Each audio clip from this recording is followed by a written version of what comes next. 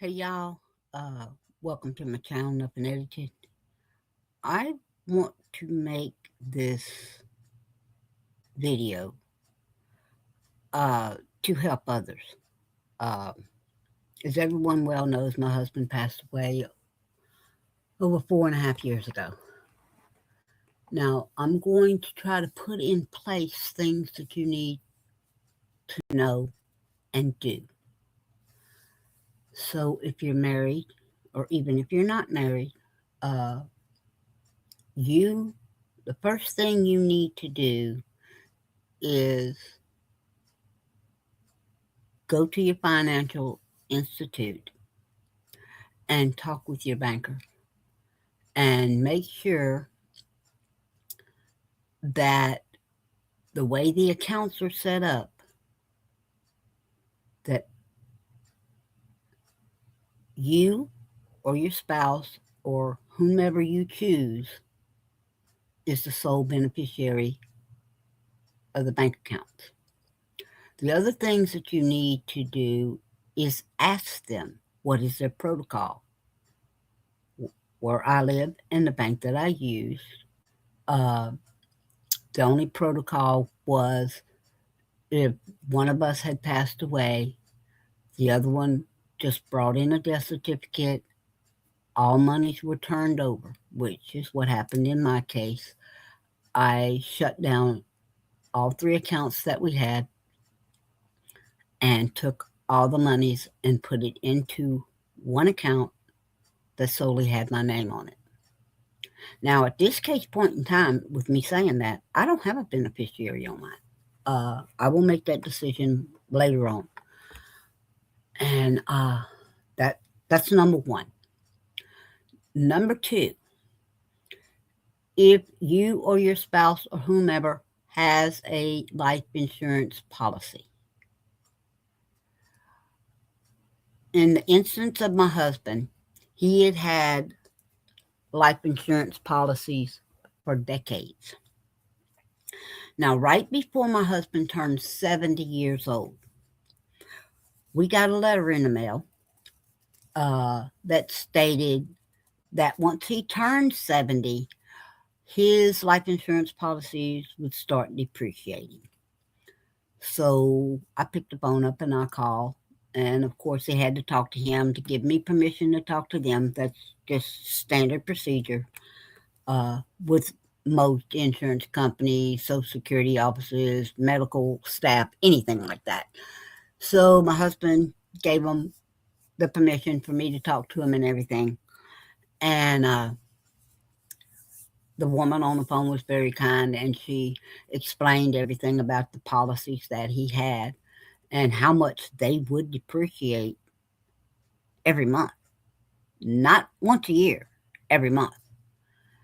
And of course, I had the phone on speakerphone, and my husband's looking at me, and he's knowing I need to make a decision one way or the other on something.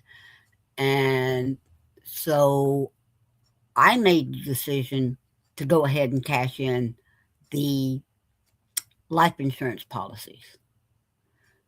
And I'm glad I did because my husband lived an additional 10 years after that. So basically, it would have depreciated to nothing uh, the way they had it set up. So we did that. I would like to advise everybody to pick up the phone and call your life insurance policy and make them explain it to you from A to Z. Is there a certain age that it starts depreciating? You need to know that. We were unaware of that, and like I said, we got the letter in the mail and it explained it, and I got on the phone and basically we just cashed them in. Okay, now another thing, wills. Wills are very, very important. You want to have your will set up where your spouse or whomever it is that you actually trust is the sole beneficiary of that will. Now, in the state that I live in, you have to name people that you do not want to have anything.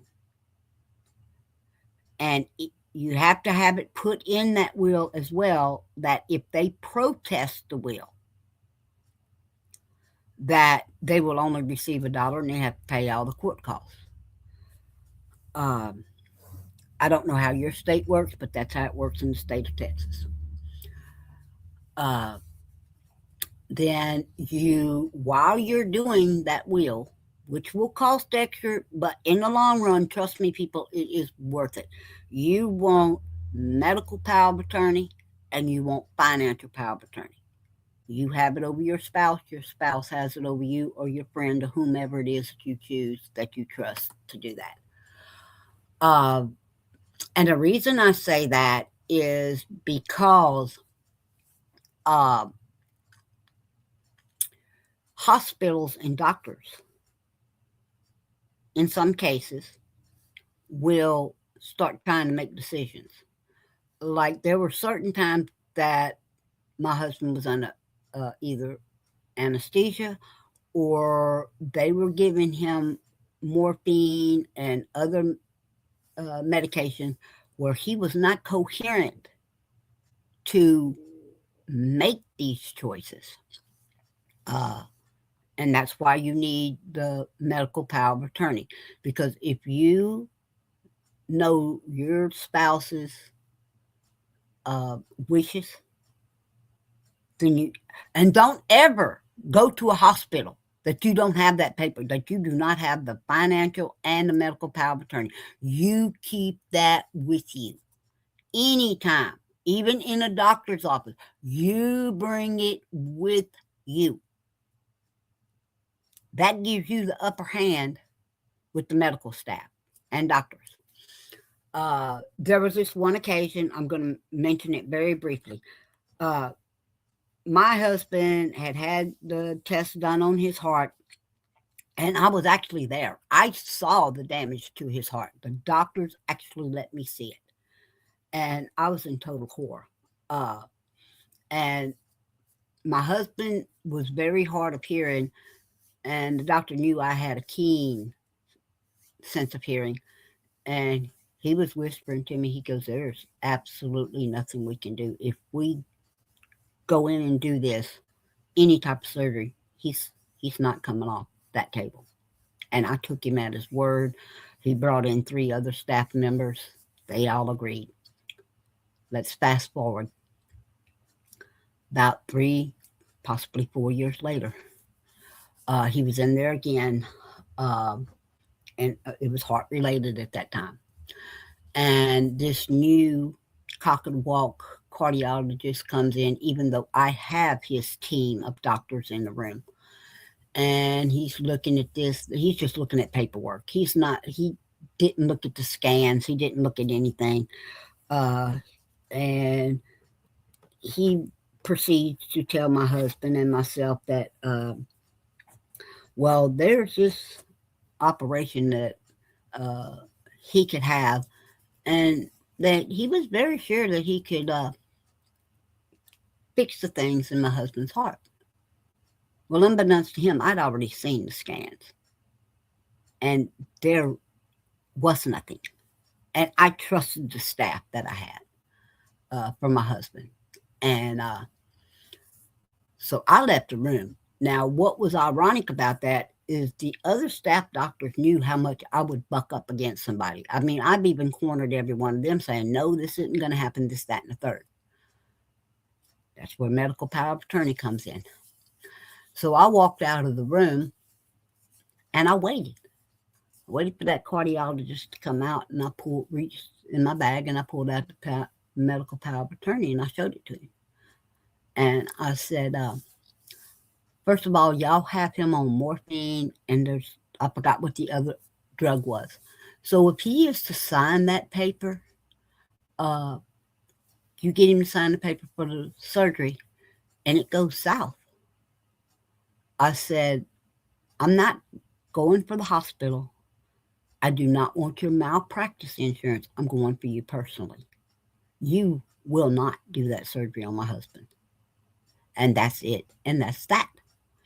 And so I walked back in the room, and the doctors are still there. They're confused because they have seen me just absolutely throw fits. They know how I worked. No meant no to me. So they left, and then they came back again. And here comes that cardiologist.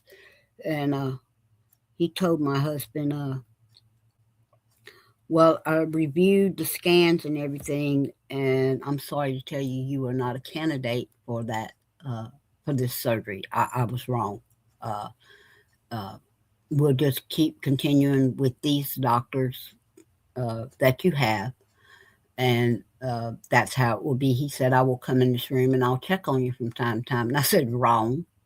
No, you won't. I don't ever want to see you again. You stay as far away from my husband as you can get, you know.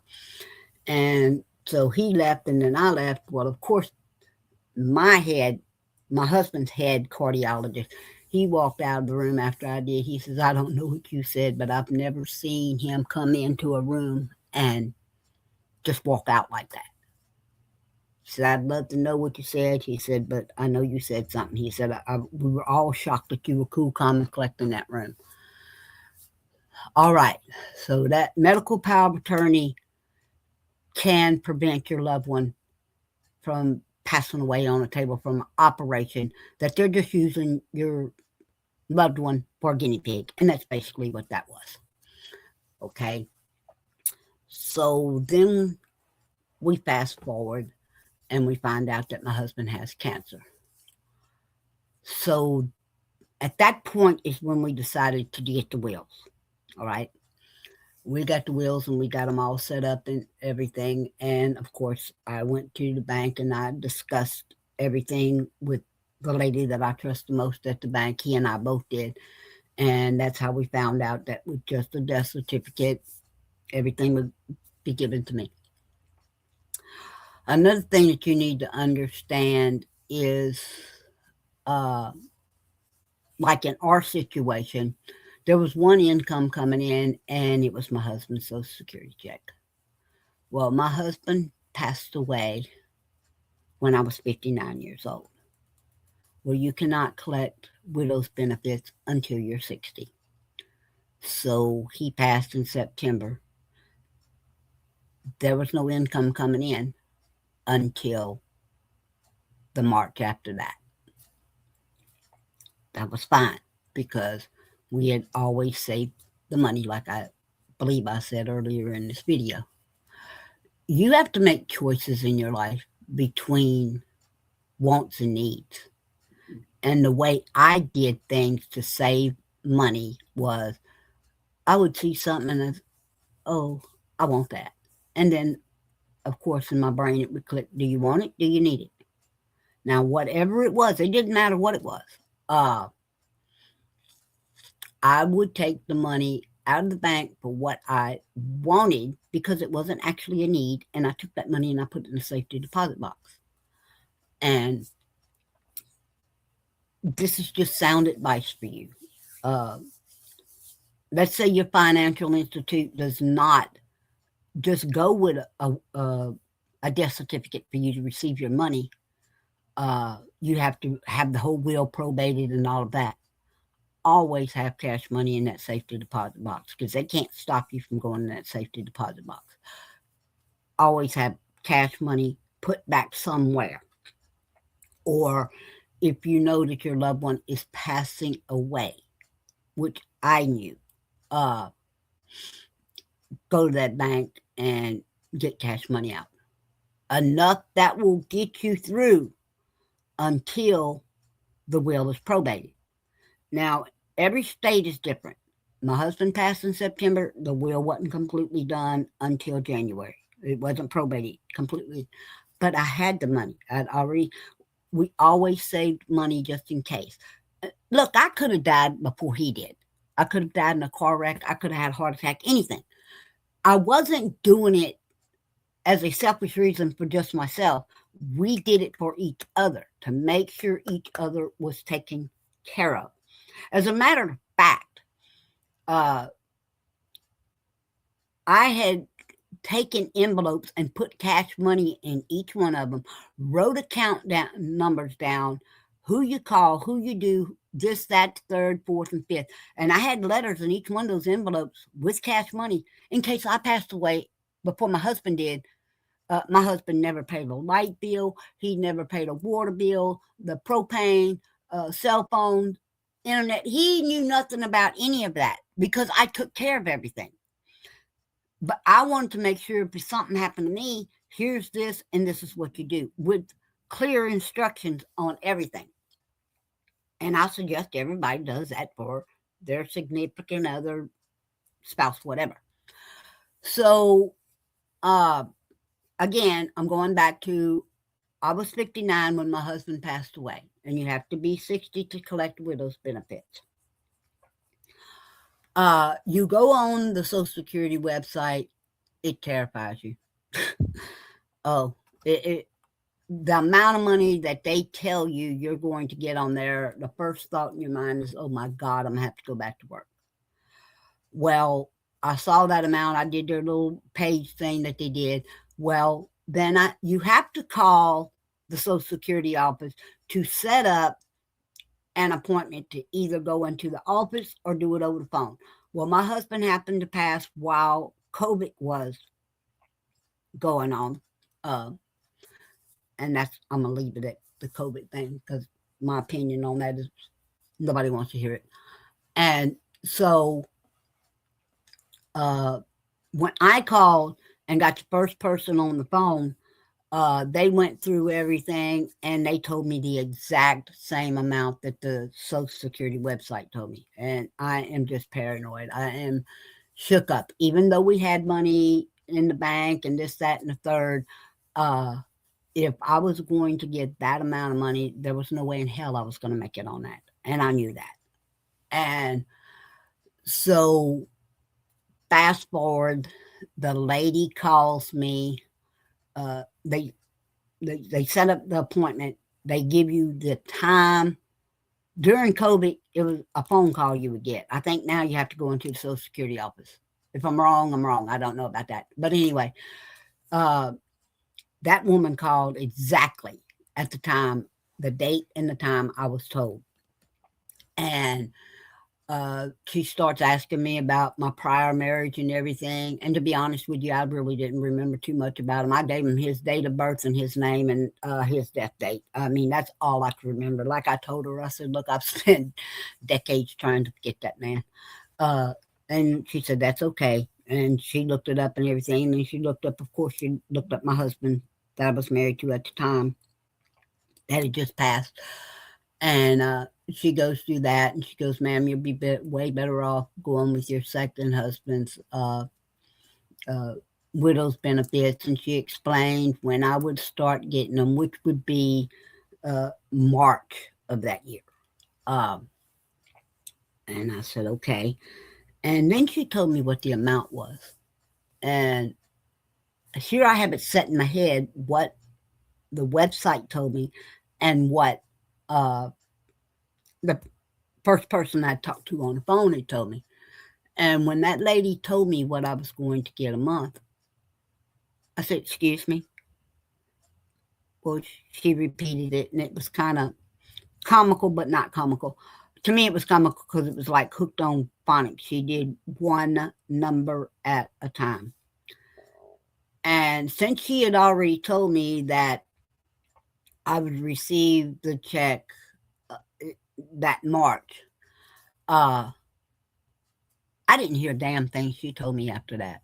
I mean, it was like the weight of the world was lifted off of my shoulder.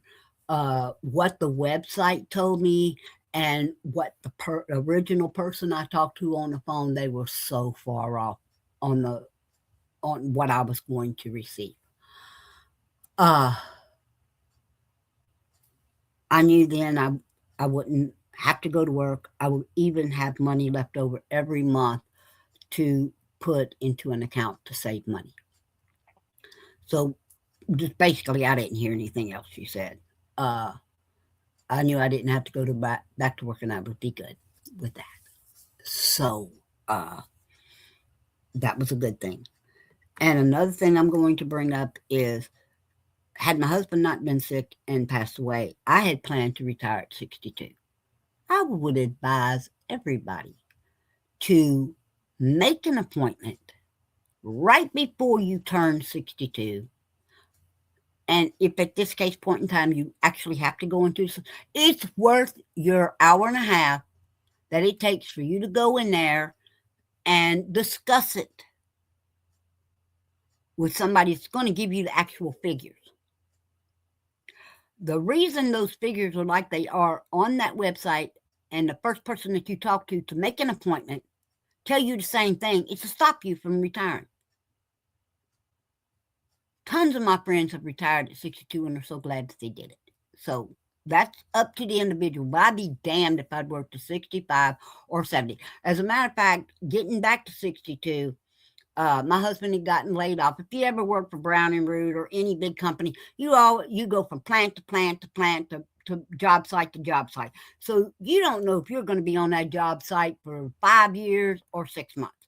Well, my husband had just turned 62 when he got his last layoff slip, and I went into the computer room that I had at the time, and I went in there and I got online and I started figuring this, that, and the third and the fourth, fifth off of it.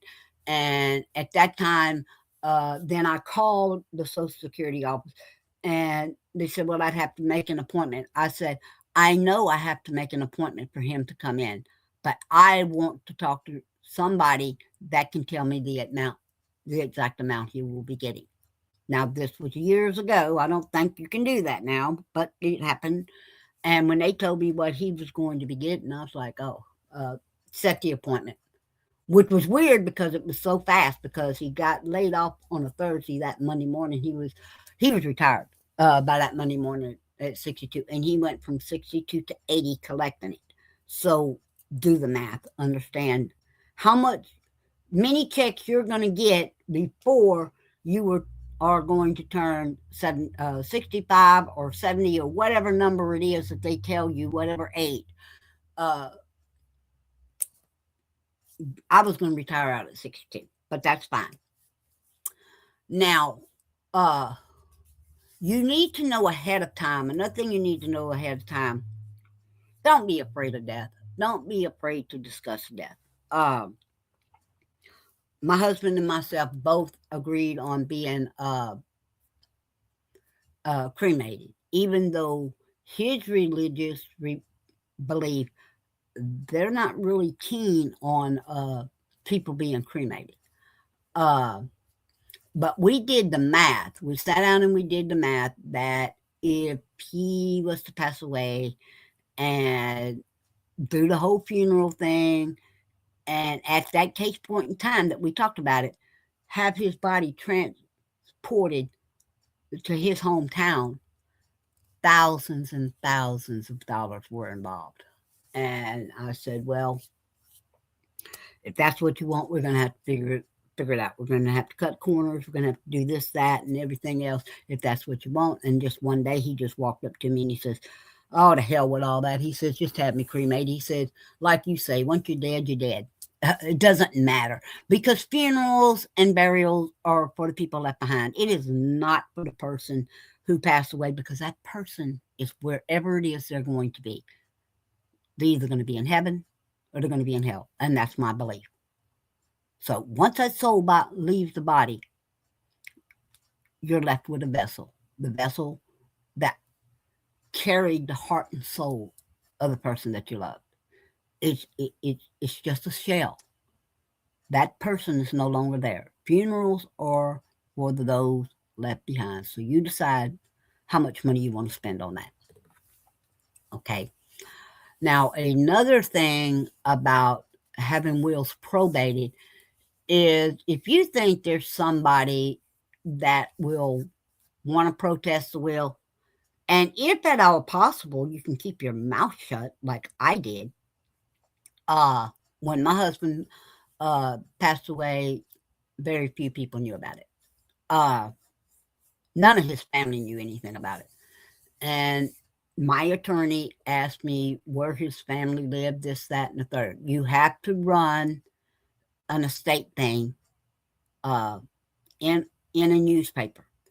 To this day, I don't know which papers the attorney used because I looked everywhere I could look and never did find that in the paper, and it has to run in my state. It has to run for 2 weeks, so that was done. So it took from September to January for uh, the will to be probated. Now, other states use another word and another terminology for it. But you need that medical power of attorney. You need a financial power of attorney. You need to go to your institute, whether it's a bank or credit union or whatever, and find out what uh, you need to have if somebody passed away. I mean, if your bank tells you, well, uh, it has to go through the probate court, find another bank, find another credit union, find one that once you hand them the death certificate, that everything is turned over to you and to you alone, that you're the sole beneficiary.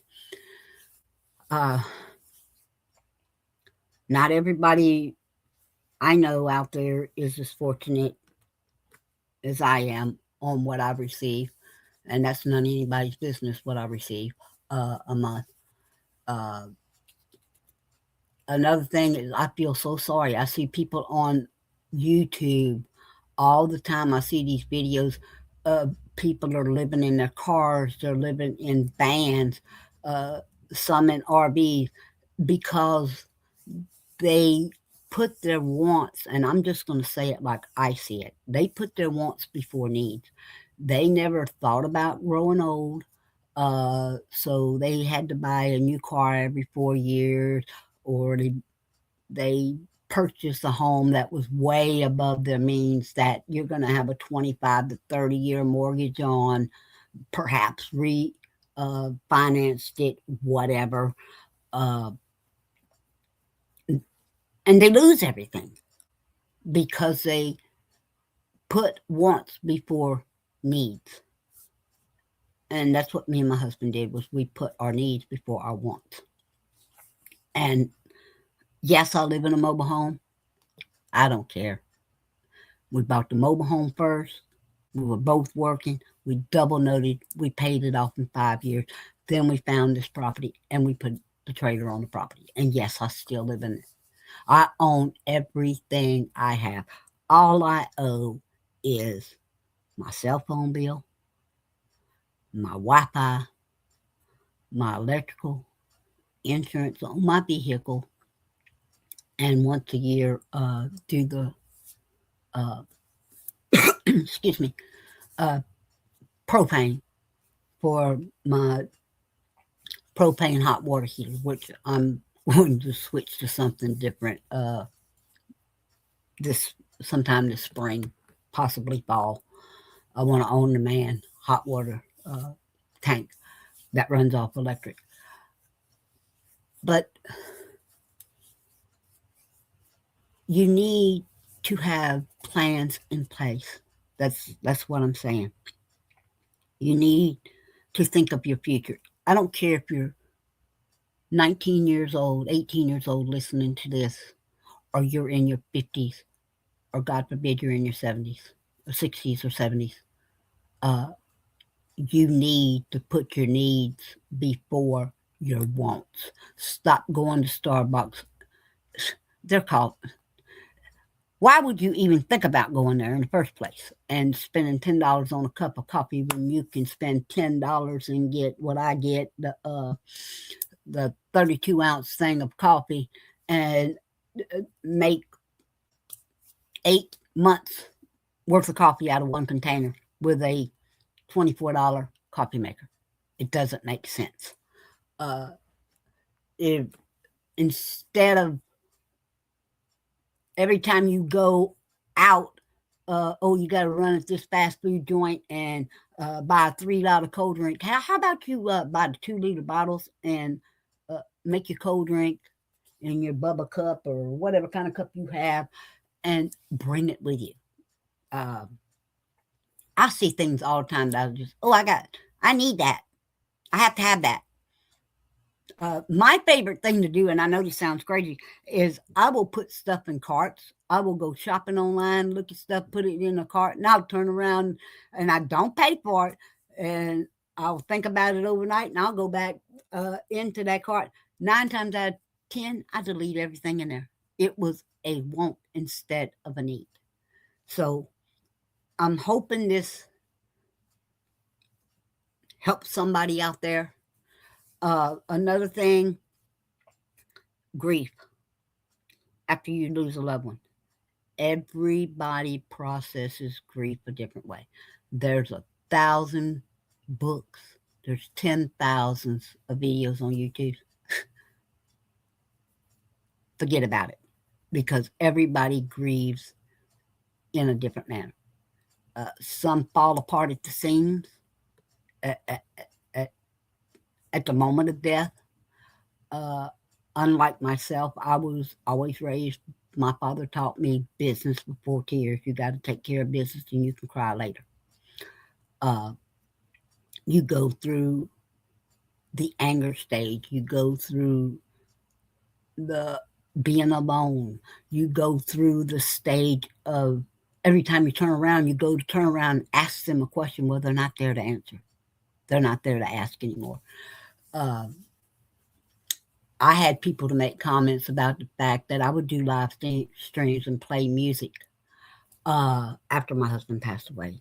Well, for you people who had your comments to make about it, music is my life. I never play a song that does not have some meaning behind it. Uh, Music that I listen to will tell you more about me than you'll ever know about me. You can sit and talk to me for 10 hours straight and never learn anything about me, but the music I listen to will tell you everything about me. So, y'all, I hope this helps somebody out there. Please get your things in order and just always be prepared for the unknown or for what you already know. Y'all do something nice for somebody today.